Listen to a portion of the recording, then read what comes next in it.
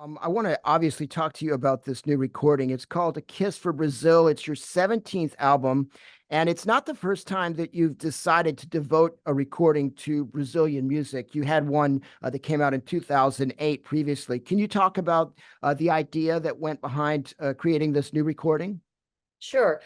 I've been, ever since I've been a jazz performer, um, Brazilian music has crept into my repertoire. The very first CD I did when I went to Kansas City after Minneapolis, I recorded my own CD under my own auspices called I Didn't Know About You. And we included Insensatez, Jobim's Insensatez. And I think we sambatized some other things like It Might As Well Be Spring. I got to know and work with this wonderful quartet in Kansas City, whom I still love today too. Danny Embry, Rod Fleeman, Bob Bowman, Todd Strait, Paul Smith, the Sons of Brazil from Kansas City. All those musicians influenced me greatly on my Brazilian influence, I guess, because they loved it. And so I started to put this into my material.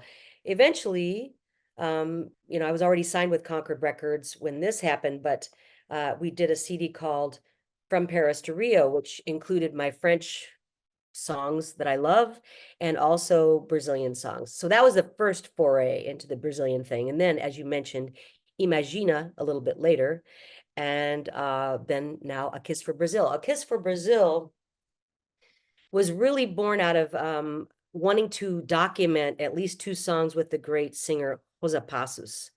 And she was coming into New York, which is where I live now, and I have for over 20 years. She was coming through New York, and so I asked her, and she's a friend and a fan of mine, and I'm a huge fan of hers.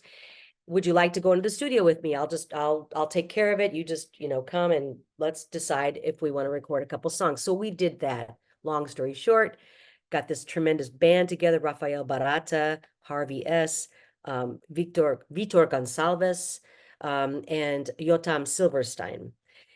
These were new players to me mostly, but Rafael helped me gather the mostly Brazilian band, and she was working with those guys too. So let me say that it just sort of went from there. And I thought, well, we've got two songs with her. Let's keep going. And so we did with the band. So she's a guest on two tunes, which is a big honor for me. I became familiar with her years ago when she did a tribute to Joao